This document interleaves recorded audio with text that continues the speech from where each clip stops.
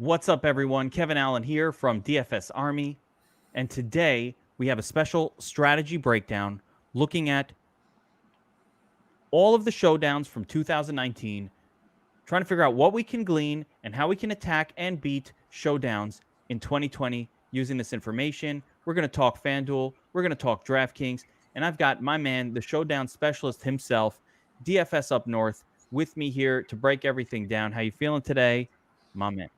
It's crazy. It's 20. I think 6 months ago, if you'd asked if we were going to have an NFL season, I would have said, I'm not really sure. But hey, here we are, and we're ready to roll for Thursday night. We are ready to roll. And part of what I want to let everybody know is that every single week of the season, we will have 3 VIP-only showdown breakdowns featuring myself, Josh, DFSupNORTH, and DFS Millionaire maker winner himself, Bobbywow. We're going to focus on FanDuel. We're going to focus on DraftKings. We're going to get slate specific every single week of the season.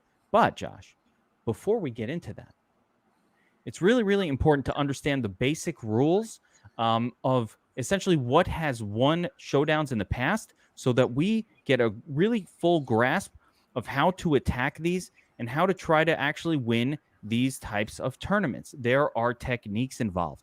There are players that show up more in the captain MVP spots than others. There are correlations in play, both positive and negative. Negative, really, really important.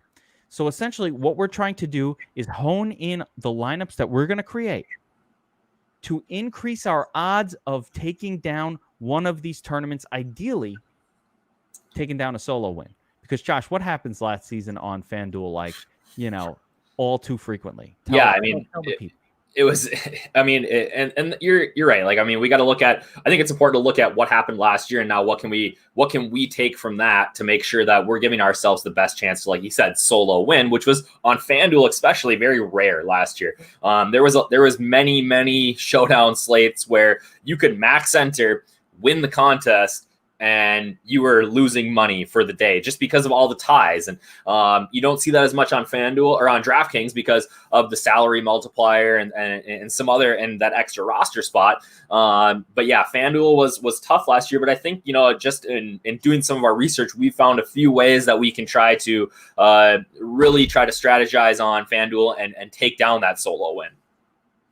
One of the most counterintuitive things, and again, before we dive into the numbers here, one of the most difficult things from a mental strategy and approach is building for these less likely than ideal scenarios, right? So, the common player, the way our mind works says, I don't give a fuck if it's a tie or not.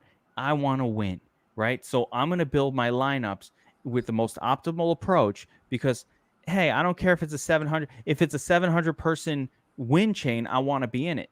The problem is, Josh, that's not an optimal plus EV strategy, right? Right, and it's especially on something like FanDuel, like long term, you're not going to win money doing that, or you're not going to be positive doing that. And like you said, it's so much your DFS is a mental game, and it's really less about picking the best plays or the highest projected players, and more about accounting for these situations that could happen. The week one here, I'm already looking at stuff for Thursday and the Chiefs and the Texans, and it's hard to build some Texans onslaughts, right? But you got to think we'll get into what an onslaught is. Yeah, it's hard to build heavy Texan lineups because you're going against the Chiefs. They're the Super Bowl champions. They're 9-point favorites, but this is the NFL. We haven't had a preseason, especially now. It's probably more important than ever to look at maybe being contrarian. All right, and absolute 100%. And what I want to add before we dive in, and this is wildly important, I want to manage expectations for everybody watching this. If you're going to attack mass multi-entry tournaments, you should be, and I did a video on this. Actually, I'm going to actually reference back. I just did a video, which is spectacular, if I do say so myself. You should go and watch this about understanding the difference between single entry cash and mass multi-entry tournaments, techniques, and approaches. And in that video, I explained, listen, you're not going to win mass multi-entry tournaments putting in 150. You're not going to win that every time. You're not even going to win it like more often than not. Actually, more often than not only are you not going to win it, you're going to lose money on it. So understanding the fact that if you mass multi-enter, you're going to lose money. You should expect to lose money about 60 to 70% of the time. You're good to break even or make a slight profit maybe 15% of the time, and then or 20, and then you're hoping to win them, some level of, 2 to 5% of like a very small percentage of the time. So why do we play them? Because that one win, if you do it right, should be enough to make up for all of the losses. So we're hoping not to lose too much on our losing weeks. We just hope, but we don't build lineups to not lose that much. We build lineups exclusively for one thing. We want to find the winning lineup. Yeah. And I think just to build on that, I think that, obviously we so many times, and it's a brain thing again, we try to mitigate losses, right? We try to be like, oh, I can't miss out on this guy, or and you have to build to win that contest. And I think maybe besides that, the other most common mistake that people make is that they win that contest, right? So now all of a sudden you have that win that's going to cover your losses for the year. And what does everybody try to do? They ramp up how much they're playing the next week, and they play in these bigger contests, which is fine at times. But now all of a sudden you're playing so much more of your bankroll that now you're back to square one because you lost it all the next week. And I think it's important to find a strategy that works, and then even after that win, continue to do that, because the wins aren't going to come every single week, especially when you're building to win these GPPs and not just min cash them. Absolutely. So we want to distinguish a lot of what we're going to talk about now from approaches to trying to take down a mass multi-entry GPP. I would approach single entry and certainly cash slightly different. And I also think there's absolutely nothing wrong. As a matter of fact, I would highly encourage people to make the focus of their entries, at least across the NFL weekend, even if you might do showdowns and main slates differently, to make the focus of your game and the focus of your budget not playing mass multi-entry tournaments, but rather playing single entry 3 max and cash type games. Try to beat 100 people or 70 people in a tournament. You don't have to get as silly in those types of contests to try to win.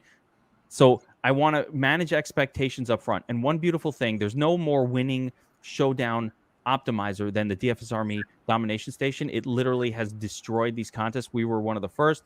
I don't think any showdown. I mean, we won the Super Bowl. We won them all. Yep. So the tools are there, and no one has a better tool. That's for sure, right? The tools are here that we need to win these contests. DFS Army VIP subscribers, you have access to it, and of course, our cheat sheets and our notes and everything is going to help you along the way. But understanding these basic rules of thumb that we're about to go into right now will help manage this mass multi-entry approach. So, Josh, let's get right into it. Right, we're going to start with a basic overview of how these contests work and some differences between FanDuel and DraftKings scoring. So, Josh, why don't you break this down for me, man? Yeah. Tell me how DraftKings and FanDuel are similar and how are they different? So obviously they're similar in that they're both looking at one game, right? You're gonna have the difference in scoring just based on, so DraftKings is PPR, point per reception. FanDuel is not, right? So if you get a point per reception, intuitively the wide receivers are going to be more valued on DraftKings than they are on FanDuel. But really they're very, very similar. You're trying to build a game script in your head on how it's going to go, and each have a 1.5x multiplier for the captain on DraftKings, and on FanDuel it's called the MVP. The big difference between the two sites, though, is that on DraftKings you are not only getting 1.5x, you have to pay 1.5x salary. On FanDuel, salary stays the same, and that makes a big difference in that you can play a cheaper guy to fit in more studs on DraftKings because of that 1.5x, and that works. Whereas on FanDuel, your MVP has to be the highest scorer on the slate. One of the most important things for people to understand in general about FanDuel and DraftKings and their approach to DFS, FanDuel is designed to essentially be easier. That's why there are more winners, more ties in these contests on FanDuel than on DraftKings. FanDuel is purposefully designed to be a little bit easier to play. How do they achieve that? Here in the captain, yes, you no longer have to worry about trying to think if a lower cost player will go off, and that math will exceed what a higher cost player who scores more fantasy points will do. On FanDuel, we need the highest scoring player in the MVP, period. And, we've looked back and we've discovered 98% of the time who those high scoring players are. And it's mostly quarterback, and a little bit less of the time, but not much less, running back, and significantly less of the time wide receiver. So we have the percentages we'll talk about, and we'll get into that more right here on the DraftKings side initially. Now, DraftKings, again, built a little bit more complex because we have to consider players that don't score the most points. So let's jump right in to DraftKings, Josh, and get into the statistics. Now, let me pop some DFS Army research up on the screen here. Yeah. And this is the DFS Army Showdown analysis, which you can find. It updates every week under NFL Showdown analysis. And this is sort of a running spreadsheet.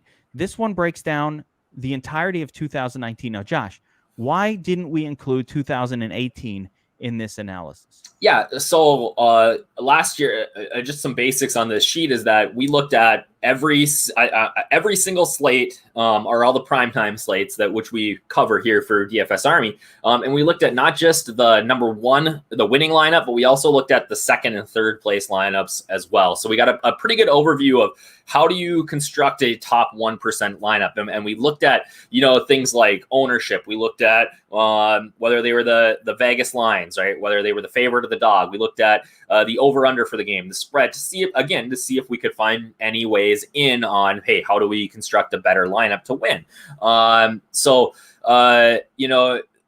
We don't use 2018 is because DraftKings got smarter with their pricing. All right, it was much more soft pricing in 2018, and they got a lot sharper here in 2019, meaning that some of these backup guys that were automatic plays at $2,000, $3,000 were now $5,000 or $6,000, and you couldn't really afford them in your lineup. So really, the way that you had to build lineups changed pretty significantly from 2018 to 2019, and then as a whole, we add another year of playing on top of it, and the field just got a lot sharper.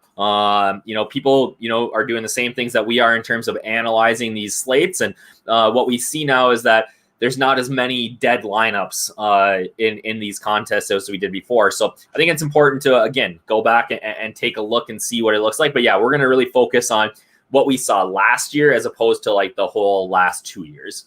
Absolutely. All right, so let's get right into it. The first question we always get, and even before we get into onslaughts and correlation, is what position should I use in the captain spot on DraftKings and why?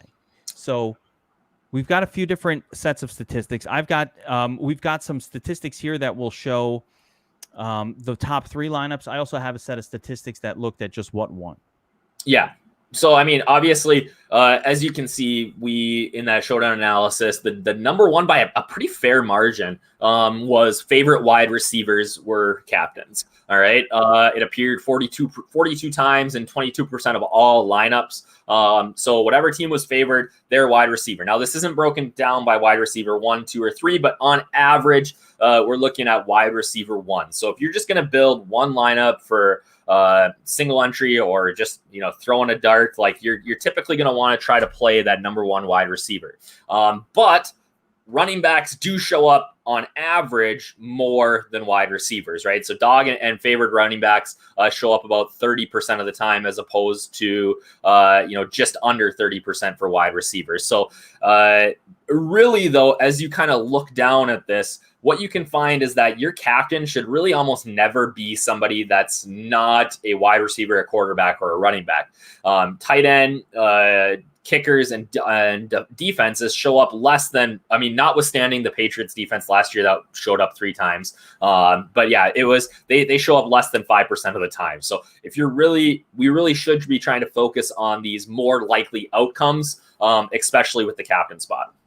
And I'm going to break it down a little bit further. Absolutely, right? You never the only tight ends that have ended up as the nuts captain have been the super elite level Ertz, Kelsey, Kittle, type of tight ends that, Yep. really function as a WR1 for their teams. So essentially you could almost mix them in and say that's a WR1. They're salaried that way. You don't get the Dan Yep. Arnold 2 catch guy that winds up as the captain.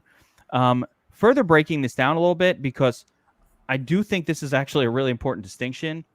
At the wide receiver position, though we saw around 30% across the board wide receiver on DraftKings, that was the nuts.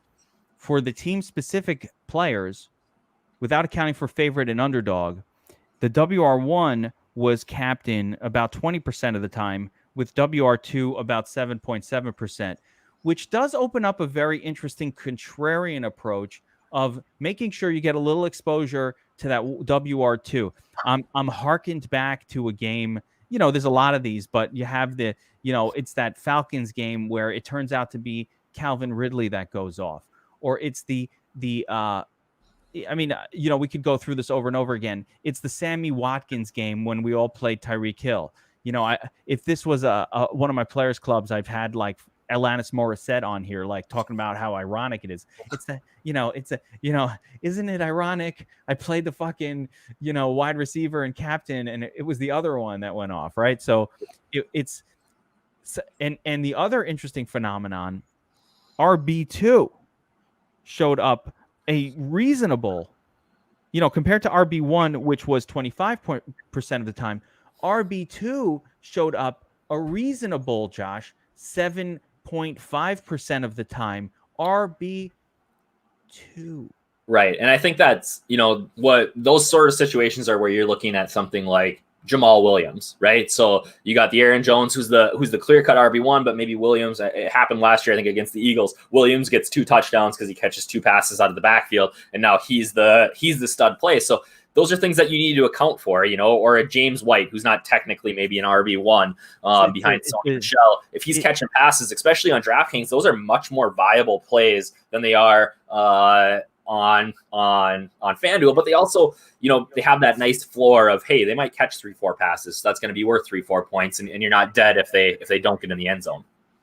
This is how you you bank the tournament, right? Yes. We don't want to be loading up on RB2, but there's also the situation where the RB1 just gets dinged up. Man, Shit happens. This is football.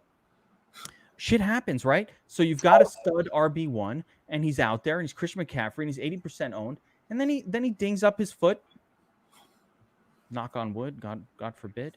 And he's out of the game. And then what happens? The backup comes in, or a guy that's not even like some crap backup, but rather, on a team, the Mostert Coleman example is better. Mostert dings up his thing. He's out, the hammy. Coleman goes off. No one has him. That's how you take down the tournament. And the reason I point out that has happened 7.5% of the time is because that's not that infrequent, considering our chance of winning one of these tournaments going in is about 1 in 100,000, right? Because there's 100,000 lineups. If I can play a backup running back who's going to be under 1% captain owned, but that play, and again, I'm not talking about playing, the worst backup on some shitty team. I'm talking about a premium rushing team with a premium backup. Alexander Madison. Yeah, like a premium situation. We're not talking about, rolling out LaMichael Pirine on the Jets in the expectation that Le'Veon Bell gets hurt. Le'Veon Bell ain't that great right now anyway. The Jets offense doesn't produce to the running back position. So that's not what's going to win it. But putting Tevin Coleman, Mostert out of the game hurt, all of a sudden Coleman goes off for 3 touchdowns. You take down solo tournament win. Right. I think, you know what I'm saying? That's you look at the week 1 here, we're looking at the first game, and we're saying 7% of the time. So even maybe you're talking about a 1, 2, 3% owned in the captain slot. You look at a guy like Darrell Williams, right? If this happens 7% of the time, Clyde Edwards-Helaire is going to be 45% owned and 25% owned in the captain slot in week 1. If you play 6% Darrell Williams in that captain slot, you're smashing the field. And if for some reason Helaire doesn't pick up a pass block and now he gets sat for a series or two, you're looking at, a possible winning lineup right there. And again, you're not trying to just get across the cash line here in GPP. These are the types of plays that you're making to win a tournament. And, if I had 150 lineups and all 150 min cashed, I did something wrong. I'm probably positive for the week, but in my build, I just didn't give myself enough chance to win. Absolutely. So the other, by the way, I have to throw this out there, Josh. If you recommended this week, like we will most weeks, like, hey, Tevin Coleman's out there, and while it's not likely and he's not projected, we like Raheem Mostert here, but you get a little Coleman exposure just in case Mostert gets hurt. And let's say Mostert doesn't get hurt, and I played Tevin Coleman, and then I'm all mad because I didn't win all the monies. Is it okay for me to hit you up on Twitter or DM and tell you what a donkey you are for telling me to play?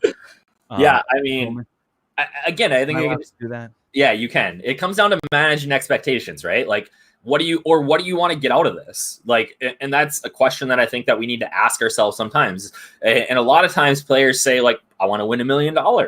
Well, sure, but your lineup, even a safe lineup, isn't coming anywhere near that. So it really comes down to getting out of your own head and trying to build a scenario that is going to allow you to win $1 million. Unlikely events. You build for the less than likely scenario. If we just build for the scenario that the Vegas line is painting for us, then we are never going to win all the money because everybody else is building for that same scenario. Now, let's talk about the first column here that you could see on the screen, which is one of my favorite things to look at, construction and the stack types that have won. And I think this is one of the more surprising things that you're going to see. Onslaught stacks, which is the 5-to-1 stack. What does that mean? This is DraftKings. Yep. 5 players from one team, generally the favorite, but not always. I have some numbers on that. 5 players from one team and only one from the other team. One took down tournaments, especially top 3, which is what we're measuring here. Yep. Finished top, was one of the top 3 lineups. 27% of the time. Now, man, I wish I had this. I wish I had the number for how many lineups were built as 5-1. It's got to be under 10%. Well under 10%. So if you're looking for a leverage spot, right? Everybody builds 4-2-3-3. That's just how it's done. Your optimizer, our optimizer, and pretty much all optimizer, it's very difficult to actually set up an optimizer. An optimizer will not naturally do a 5-1 stack. It just won't. Right. It wants to do 4-2 and 4-3 stacks.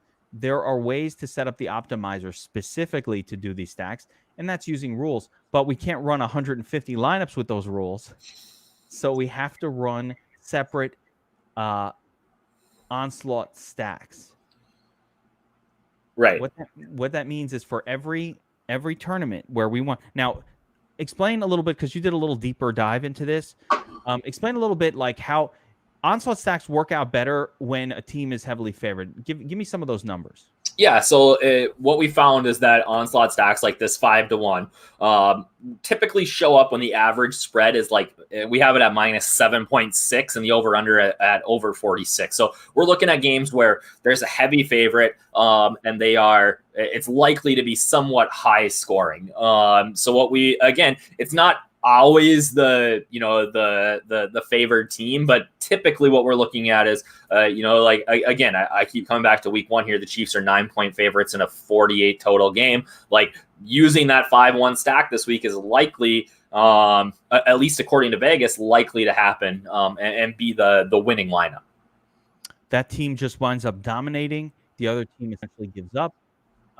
Early weeks especially, and you can see right here in the statistics we have right on the screen that the average spread for 5-1 stack winning for the team when a 5-1 stack won was minus 7.6, meaning, that's about as high of an average spread as you're ever going to see on anything. Yep. And it's clearly well above the mean spread for these contests, which is about 5.0, which has been just the mean spread for all showdowns for whatever reason. But 7.6 on average. So when you see a favorite, a heavy favorite, we want to definitely make sure. Now, you might say week 1, you might say, well, Houston's good and this team's good and that, and they're going to score. It doesn't matter. We're not playing for the likely scenario. We're creating this for that unlikely scenario where you're watching the game. How many times have you watched the game? You're like, oh man, my team just doesn't have it today. And you just know they're not going to do anything. And you just know they're a disaster. And like that happens all the time when you're watching football. And this year we know less. We haven't seen these guys in the preseason. We know less this year. Right now with the money line, the Texans are 20% to win this game. And, I think that you could, if you're going to allocate 25% of your lineups for 5-1 onslaughts, I'd be looking at 10, almost a 50-50 on the Texans just to get leverage on the field there. Absolutely. Now let's jump into another really, really important area here, where research has kind of shown some. I want to look at stacks and correlation real quick. And one of the most interesting things from last season, we went into last season where in 2018, it borderline never happened that a wide receiver would be the captain on DraftKings without dragging, even though it was counterintuitive to think that this was a lock to always be required because of the way DraftKings scoring works. It just hadn't happened where wide receivers had been the captain without dragging their quarterback at worst along with them as a flex play. But so we saw all that information. We kind of started making the rule, hey, if a wide receiver is my MVP or not MVP, captain, definitely we want to use. That's different on FanDuel. We're going to focus on DraftKings real quick. If a wide receiver was my captain, we were making a rule, hey, we have the ability on the Domination Station Optimizer, DFS Army, to make a rule that says if player X, wide receiver 1, is my captain, then always use player Y, their quarterback, in the flex.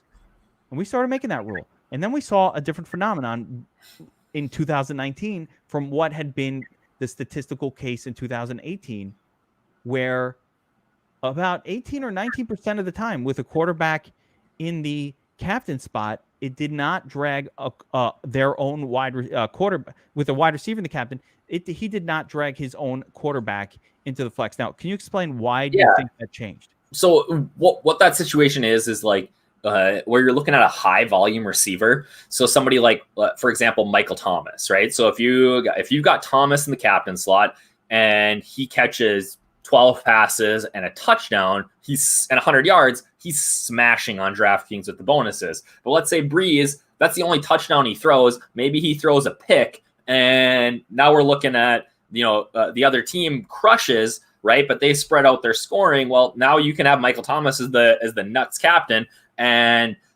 not have another Saints player or not have his quarterback with him. So really, it's these situations where you have a stud wide receiver who gets a lot of volume and maybe his team loses. That's what we're looking at, or that's at least what I've seen and remember looking back at last year as being sort of that.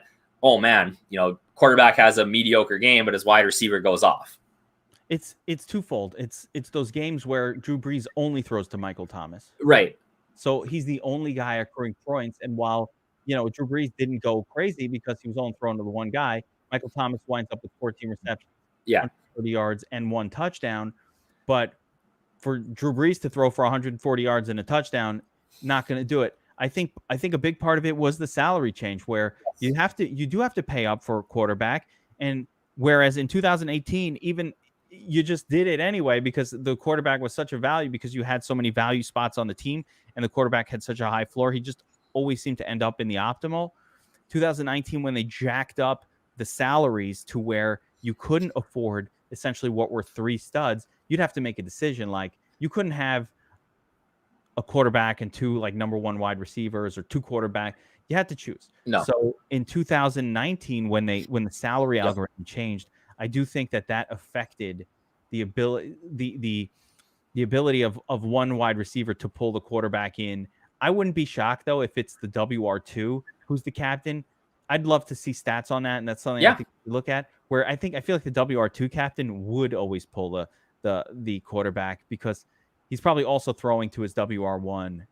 Yes, and the WR2 captain is so much cheaper that you can afford a QB1. You can afford all 2 of them or both of them. That'd be a really interesting thing.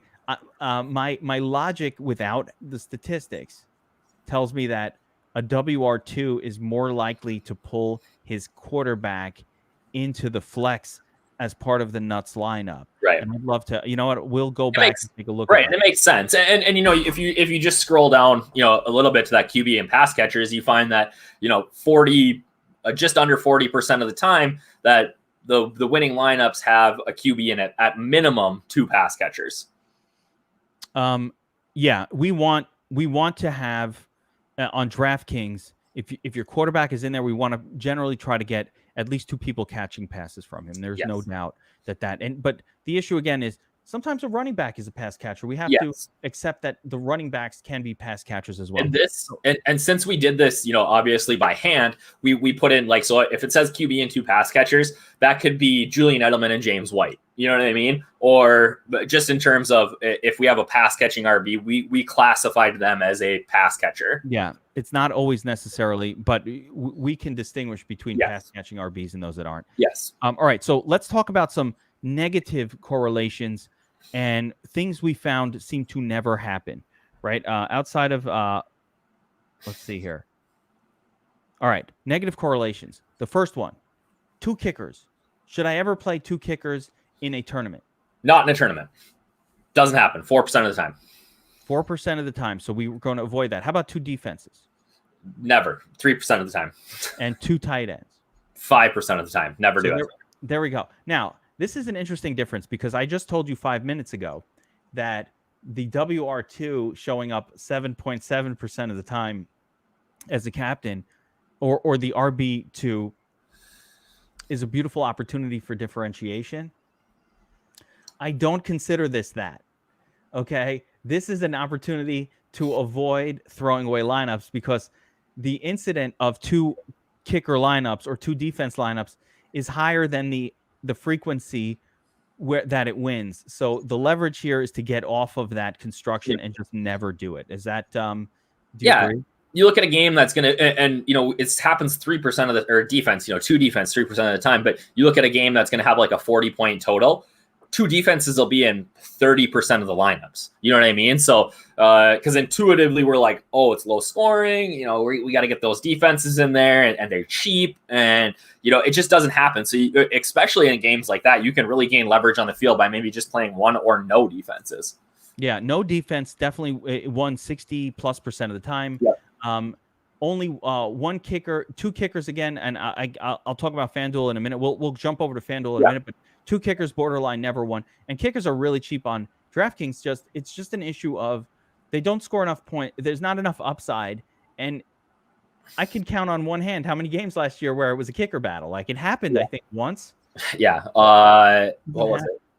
Vinatieri, or I have somebody scored a ton at the captain, and it was a nuts play, but it's like it just, you know, I think happen a lot. And the other big piece there, you know, I mean, obviously I think kickers are great for cash because especially if the game totals over like 47, 48, like if there's going to be that many points in the game, at least 1 kicker in your lineup in cash, I think makes a lot of sense. But you don't need necessarily to get 2. But the one piece there that is really interesting is that defensive special teams and the opposing QB. Because intuitively, we're saying, okay, I don't want to play a defense against my QB, right? Because we've played season-long fantasy forever. Or even just in regular DFS, you know, on a 12-game main slate, we don't want to play our D against our quarterback. But in a single-game situation, this showed up, 16% of the time or 18% of the time? Defense against opposing QB. Yep. 16% of the time, that was the winner. Yep. And understanding that was rarely played. Yeah. So this was a leverage spot against the field. Captain and opposing defense. So essentially, if your captain player, be him a running back, quarterback, or wide receiver, was in the lineup, you do not need to exclude the opposing defense from that lineup. Yep. Right. So these are important correlations to either embrace or not embrace. There was a lot of people who were saying, hey, if this guy's my captain, do not play opposing defense. That is the wrong move in a showdown, where it's more likely over the course of a 14-game main slate to just avoid using players against your defense because, you know, why do that? You don't need to. In showdowns, we embrace that. Yep. Because even though it's less likely that a defense scores a lot of points, when the offense against it is going off and doing well, that doesn't mean it doesn't happen. It happens enough, and it happens more than the number of lineups that exist in the contest think. So we want to embrace that type of experience. The prime example is, and it's really actually good for your QB if he throws a pick six, right? Because if you have that D, your ideal situation is like a Baker Mayfield, right? The guy throws a ton of picks, he takes a ton of sacks. But if Mayfield throws a pick six, it's minus what? Minus 1 point for him, minus 2 points. It's 6 points for the D plus the interception. So an 8 points or 6 point swing. And now he gets the ball back and can go down and try to score again. So Mayfield could throw 3 picks or 3 touchdowns and a pick that went for 6. The defense scores. You're looking at a situation where that cheap defense now is in the nuts lineup. Thank you for blowing up my DMs from all of the Browns fans with your Mayfield comparison. Could you use Jameis Winston? Right. Yeah, there you go. I just think back to Mayfield throwing how many picks against the Rams last year? That's fine. Jameis Winston, it was the pick six machine, man. Right? Yeah. He throws a pick six, he comes right back, throws a touchdown. It's a great deal. He's scoring. He's giving defense points. Baker Mayfield is the ultimate. As a matter of fact, not Baker, Jameis. As a matter of fact, I'm concerned that without, quite honestly, Jameis Winston as one of the people being counted towards this statistic, I expect that number to come down a little bit. Right? Yeah. Ultimate in providing defensive points and offensive escalation. Baker last year a little bit too, but he's got a real a real coaching staff this year. So that's true. All right, so we went through a bunch of stuff. Yeah. Basic rules of thumb, guys. Let's get into it for DraftKings. Oh, we forgot one though. Wait, what am I missing? What do we have left? Salary cap. Very important. Okay. So the average, I can say the average on the page here. Yeah, scroll up here. The average salary left for a winner was $48,849. So under $49,000, which is counterintuitive to everything that we do, right? If we have more salary left, what do we want to do? We want to use all that salary because we can get a perceived better player. But the reality is that especially on a site like FanDuel, which we'll get to here in a little bit, but even on DraftKings, like just by going underneath that $50,000 salary cap, you are creating a situation where you are going to be unique and have that upside. I do think, we want to kind of try to avoid a little bit on, and this is much more dramatic on FanDuel. Yep. It's much more important on FanDuel. But you'll note here, actually, the average salary total spent, $48,849, is pretty high. It's not that far off from 50K. So my takeaway from this number is, while we don't necessarily want to spend exactly the 50K because that does involve a lot of ties, I would almost say if we're playing the chalkiest of captains, that's where you want to worry about this on DraftKings a little bit. Like, let's say Christian McCaffrey is on the slate and he is the chalk. Now, it's going to be very difficult to do this because Christian McCaffrey is very expensive, but chances are everybody's going to play him as captain. And so those spend 49.8 to 50K lineups are going to be very, very highly owned, duplicated all over the place. Yep. But if you pivoted off and went DJ Moore, you don't even need to worry about the salary cap because from there, no one's playing him. Everybody's playing the other guys. So the chalkier the captain, the more creative you should get with how much salary, especially in a handcraft. These things are trickier to pull off on the optimizer. You have to do individual runs. Yeah, you just got to build like a batch. So if you have CMC captain, you just set your 30 lineups or whatever you're doing and set the salary cap for 49.5 or 49,000. You're automatically going to be unique pretty much from everybody else. There we go. All right. So if that wraps up kind of a lot of the approaches to DraftKings, let's jump over to FanDuel real quick because I have notes. Let's do it. And we'll jump over to FanDuel real quick. Those are not the numbers on screen. We only have DraftKings. FanDuel's terrible about giving out their data. Yeah, it's much more difficult to glean data from FanDuel, but we do have some. Yep. So FanDuel is much more prominent, guys. I wish I could put things up on screen, but we're just not there. So like little bullet points, but we're not there yet. We don't have that. But here we go for FanDuel. Quarterback, because of the scoring system difference, quarterback was the MVP 41% of the time last season. Okay? RB was MVP 36% of the time, with WR coming in at a measly 18%. And if we add in stud tight ends, which I do think we should count them as WR, I just think it's how it should be counted. Sure. If we add in stud tight ends, it's 3.7% of the time for stud tight ends. So that brought 18, 19, 20 to about 21 or 22% of the time. So very important. Quarterback, 41%. RB, 36%. Studley pass catchers, only 22% of the time. On FanDuel, we can pretty much ignore tight end as a captain, not tight end, kicker as a captain. That really doesn't work. It may be won once. It's something we want to avoid. Breaking this down a little further, I found some of these numbers really, really interesting in the further breakdowns. We said that wide receiver was 18% of the time. WR1 was 11. WR2 was 6%. So if you want to get really unique on FanDuel, the way to do it, no one plays the WR2 as the captain. But again, this goes back to our how do you take down the nuts? How do you leverage yourself against what everybody's doing? The WR2 won 6% of the time. Again, Jarvis Landry. Again, I'm trying to think of WR2s. Sammy Watkins. Wait. Sammy Watkins. Adam Sammy Watkins in that game. Or, Will Fuller when DeAndre Hopkins was on the slate, right? WR2 wins enough for the Steelers this year.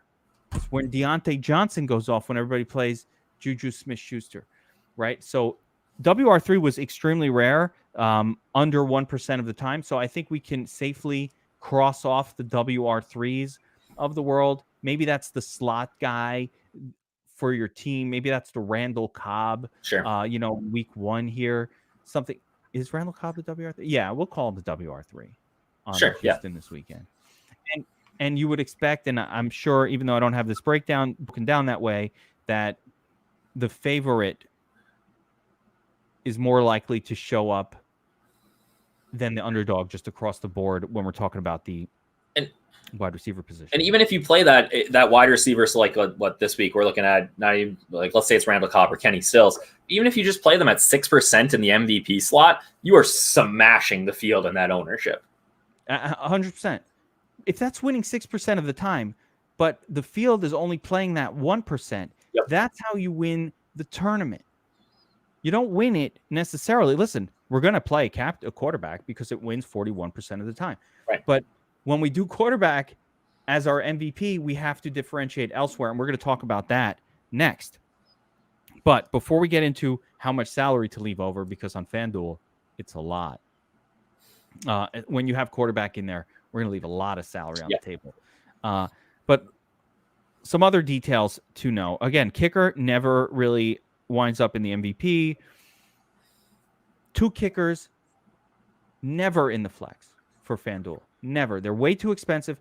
FanDuel prices up the kicker because of their scoring system. Kickers score as much as regular players on FanDuel. Like, a kicker that kicks 4 field goals outscores most wide receivers. Yeah, I mean, he's going to outscore those guys because on the FanDuel scoring system, let's say 15 fantasy points, man. It's like, a pretty decent wide receiver performance. Yep.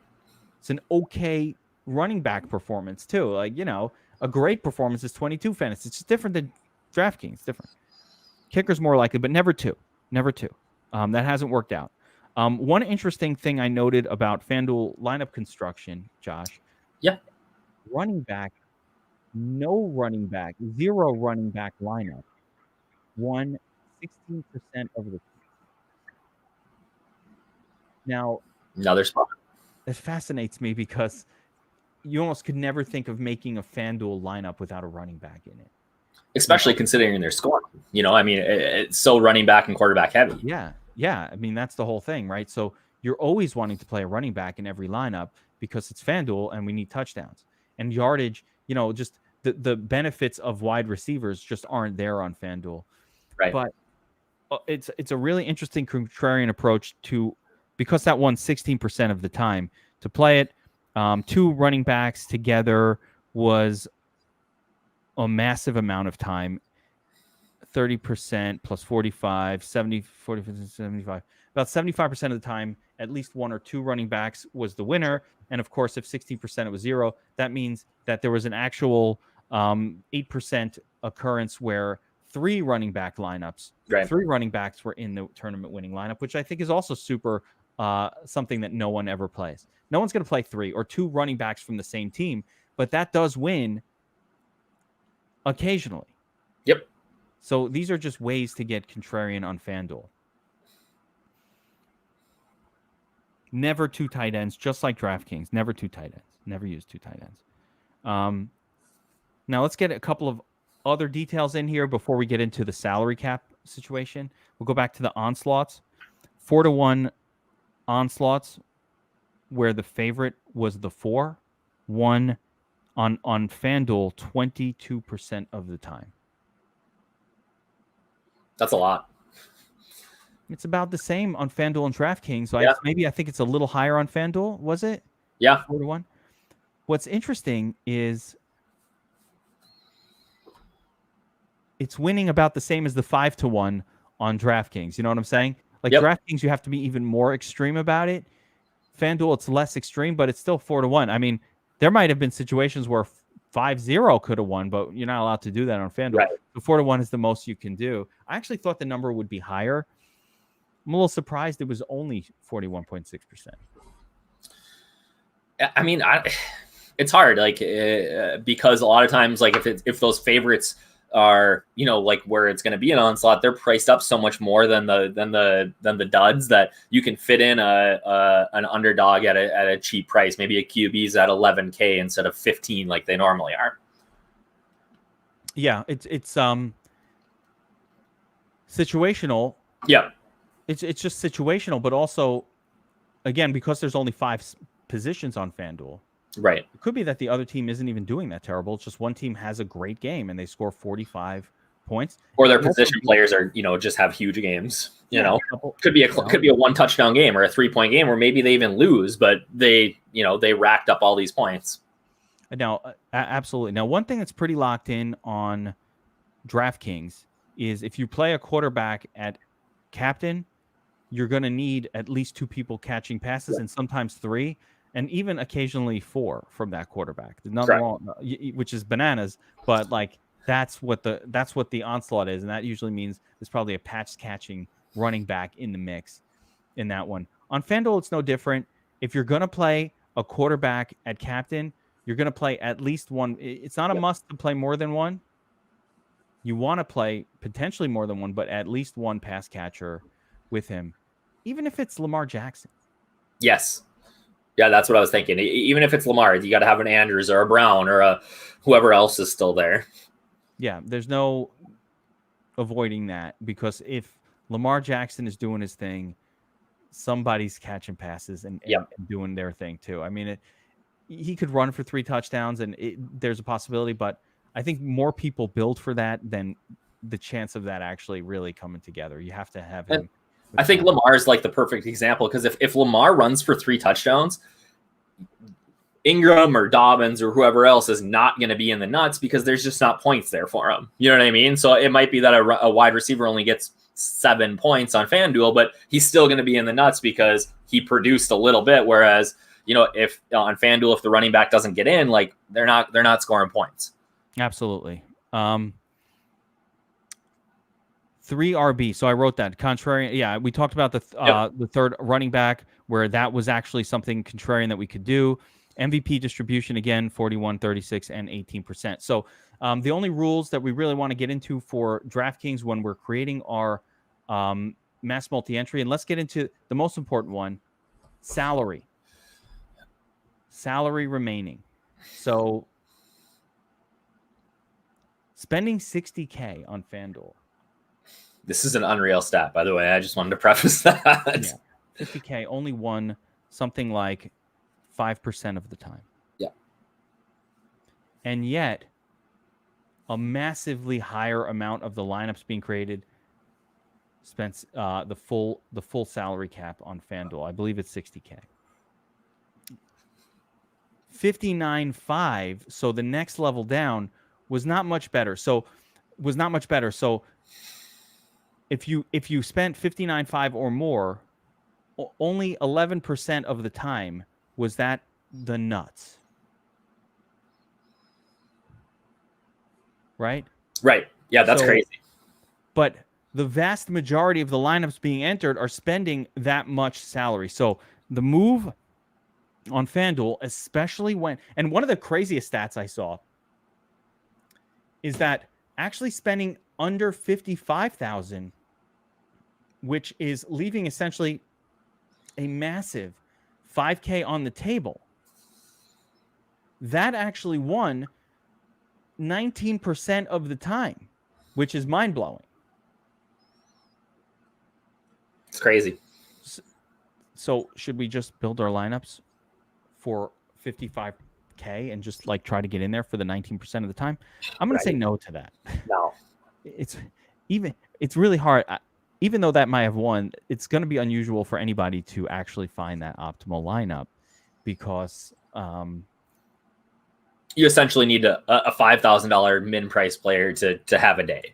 You need two of them. Like you need dual turds in your lineup, which is just if you start building lineups for that, there's a great chance you'll spend under 55K and not find the optimal ever. Yep. And just never win. So we don't want to do that. So we have to be within reason. I think 59 is a good number. 58.5. Like you're cutting out half the field in terms of having the same lineup as you. You know what I mean? At least half the field if you set your top at there.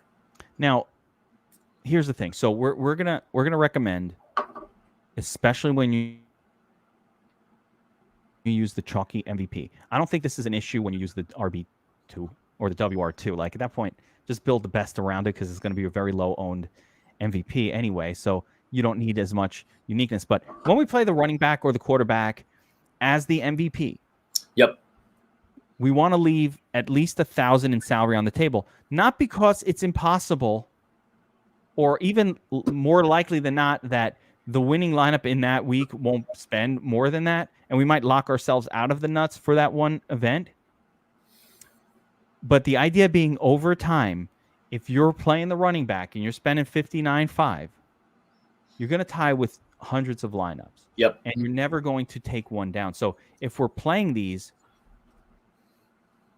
to try to win these tournaments to take them down, we have to accept that we won't be in the big tie groups for those slates that have the 50, the 500, the 300, the 200 person tie group. It doesn't look as good for our RG profile not taking those down. Right. I want to be ranked even higher. It's easy to get your ranking up by winning those ties. As like, hey, I'm number one. Yeah, you're just inflating your numbers. Yeah, I like inflating. Like I maybe lost money, but I am. I like inflating those numbers, but it's more important that we make money doing this, and the only way to be profitable. So while what seems like a plus EV short-term approach, where you're like, dude, I don't want to lock myself out of winning this tournament today, seems like plus EV in the very short term, is actually very much a negative EV approach. If you're only putting in lineups that have no chance of winning solo, but only will tie, over time, you're going to not be profitable in these. And there's no getting around it. My most profitable win ever in a showdown, Josh, or my biggest one ever, I guess, was a 30K win last year. And it was still a bunch of ties, but it was when I faded Christian McCaffrey. Yes, Tampa Bay. Yeah, against Tampa. And I thought you were crazy. Everybody thought I was crazy, right? Yeah. That's how you win. That's how you win it, dude. It feels gross to do it. I slept through my big win. Oh yeah, that I don't even get. It was the Rams. It was the Rams, and I can't remember who they were playing, but Todd Gurley went off, and I had two kickers, I think, on DraftKings, and I don't know. I slept through it. I didn't even know what was going on. Unreal, right? But how do you go to sleep? But it happens. But, I went to sleep in like the first quarter, like it was whatever. It was that double when they had those 2 Monday night games on. Yeah, absolutely. So, I had one last detail that I was going to talk about here. And it's just, it's slipping my mind. But what I wanted to just get back into was, of course, for every week of the season, we're gonna have these breakdowns.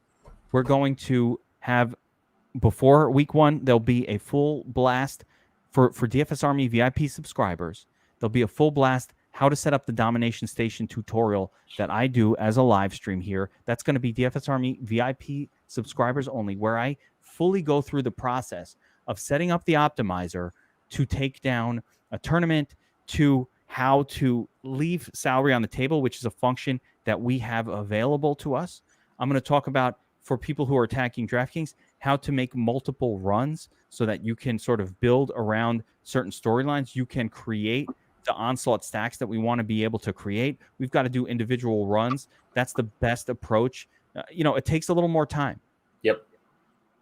And honestly, if you're not willing to put in the time, I don't think this style and attack is right for you. If you're not willing to put in that time, I think the better move is just to take on smaller tournaments and, get in like a contest with 250, 350 entrants, put a really great lineup together, be smart about it, try to win it, but you don't have to get as crazy. If you're going to MME any of these showdown slates, like you need, 2 hours, like at least, you know what I mean?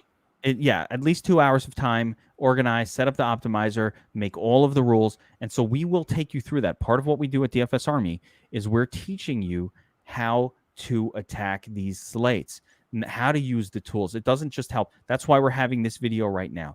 We've now got a nice broad overview statistically of what approaches have been used in the past and we expect will continue to work to take these tournaments down.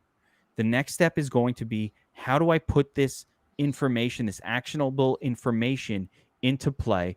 And that will be using, we'll take you through live stream tutorials with live Q&A, where you can kind of say, oh, why did you do that? Why are you making this rule right now? Why are you approaching this like that? And we can get into the minutia. one last detail that I'm going to say as we're coming to the end of this video.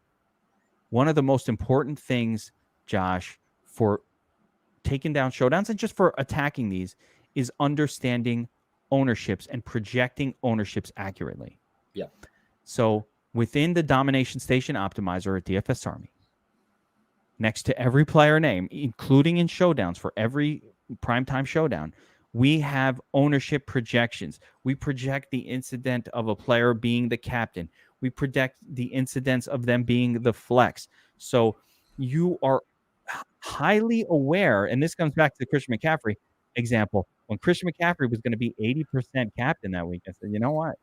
If he wins, I've still got to beat 150,000 other lineups that used him as the captain.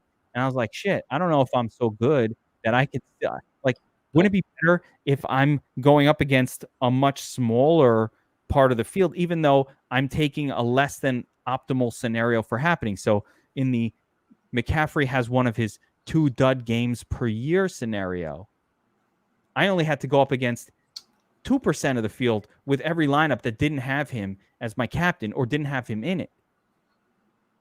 Yep. And you might say, well, you're an idiot. You're just throwing away money. Okay, well, until that one time where it happens, variance is on your side. Understanding probabilities is the key to everything, and having ownership projections where we understand, all right, playing this player is not getting me any leverage on the field. None. Everybody's playing him. Yep. When DeAndre Hopkins scores a touchdown, he's 80% owned. I don't move ahead. Like, my position does not increase. I'm sitting in 10,000th place with that lineup. I'm still in 10,000th or 9,858. Yeah, scores a touchdown, you don't move. Yeah, I moved up like three spots with that touchdown. What the fuck? That's because you got a player in there that's giving you no correlation. So having ownership projections, premium ones, most other sites, by the way, I'm just going to tell you, other places, you got to go buy ownership projections. You could pay $30-$40 a month just for that. That's just part of all of the different things we do at DFS Army. So best deal in sports. Your best deal in DFS. I say that all the time.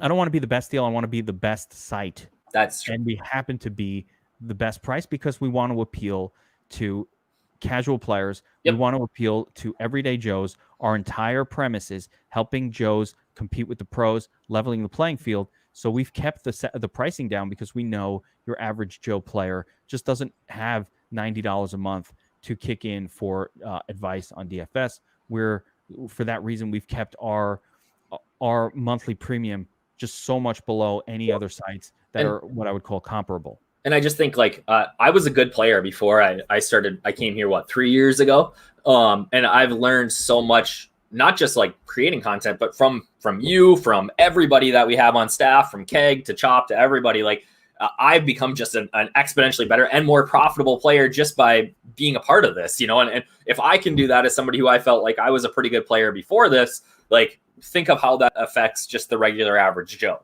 Absolutely. So we'll wrap it up there, guys. We will be back this week with a specific, breakdown for every single primetime showdown. Josh, Bobby Clinks, myself on most of them. We'll see. There'll be a rotation. And I will do a special optimizer tutorial for week 1, maybe Wednesday night. Not sure. But we'll do a breakdown showing you how to set up the optimizer, how to use our rule settings to create scenarios like what we talked about in this video. I will end it here. Good stuff, Josh. Thanks for jumping on with me. For everybody watching this right now, we're going to have an awesome season. Nobody takes down more showdowns than DFS Army. And now we're going to use our tools. We're going to use these stats to continue that trend going into the 2020 season. Going to crush it. Good luck, everybody. And we'll see you back here for the showdown breakdowns. Take care, Josh. Let's go.